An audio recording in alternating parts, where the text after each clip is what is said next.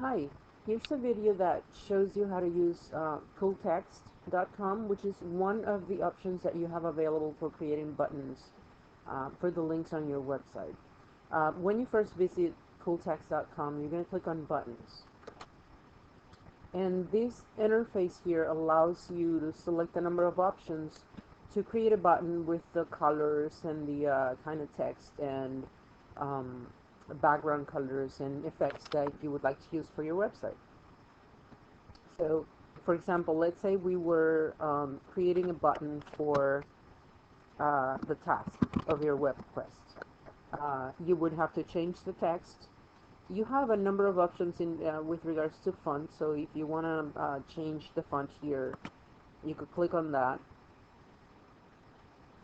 and then select a first you have to select a category, and then you would have to select the actual font that you would want to use, and they have different um, options there for the different kinds of fonts that you could use. So I'm just going to go ahead and click on that,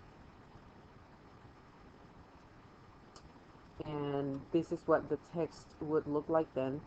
Here, instead of 30, I was recommending something like 20 or 25, because if you notice, this button is way too big for our or high, too tall for our curriculum web. We're going to have a number of links. We're going to have about 5 or 6 links for the curriculum web teaching guide, and then we're going to have about 5 for the web quest. So we don't want to have too much scrolling over here to access the menu, the main menu on the website.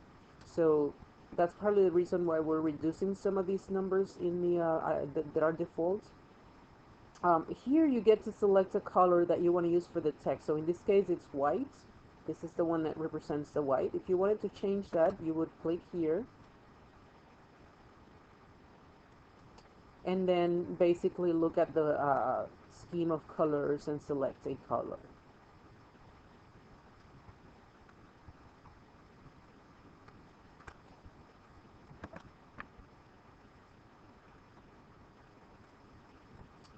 Then that's going to be my text.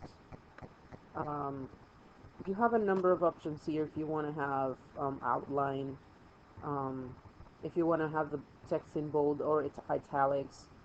There's options for shadowing. So for example, the default is crisp. You could have soft, or you could have no shadowing. Um, and these options I've never worked with. I'm thinking it has to do with the uh, difference between, or the space between the text and the horizontal and vertical borders of the image, but I basically don't worry about them. You have a number of options with regards to the shape of the button. So by default, the one that's shown at the top of the page is rounded, just like here.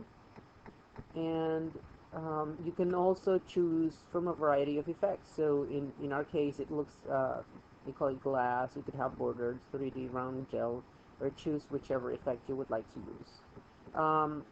In terms of the button color, notice that in this case it is blue.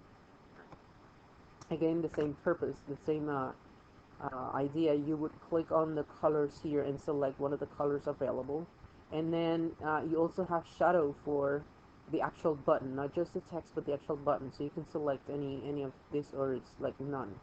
When it comes to the width and the height, I'm going to recommend that you check this one off right away, because what this does is that it changes the height and the width of your button depending on the text. The problem with this is that then you get uneven buttons, and that doesn't look good. You should try to get buttons that have the similar shape and size.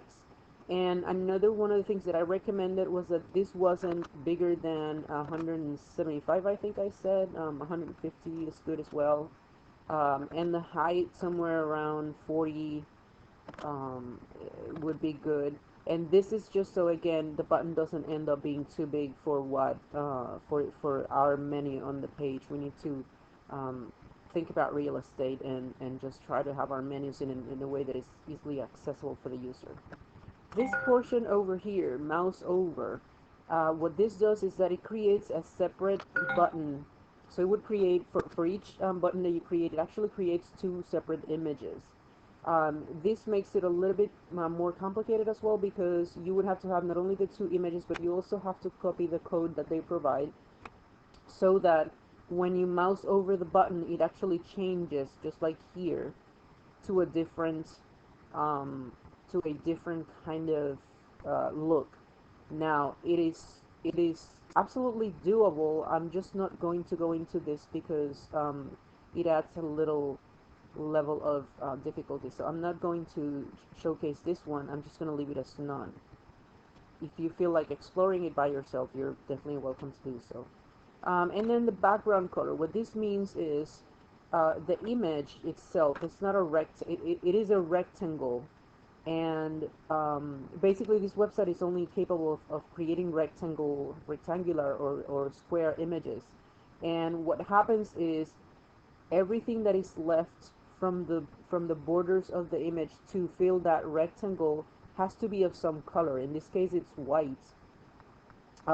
You may want to have a background that matches your own color scheme. So, you can, if you put it as white, you're going to notice that if you had a yellow background, then you will see not only the button, but also um, the, the little white border to finish that rectangular image. So that is always going to be a little bit more color around the edges of your button, that you want to match to the background color that you will use in your color scheme. So I'm just going to leave that one white for now, or I'm actually going to change it so that you can see what I'm talking about. And let's say I use each. So once I've changed all these options here, the last thing that I want to do is render button, and this is the one that will create the button for me to save.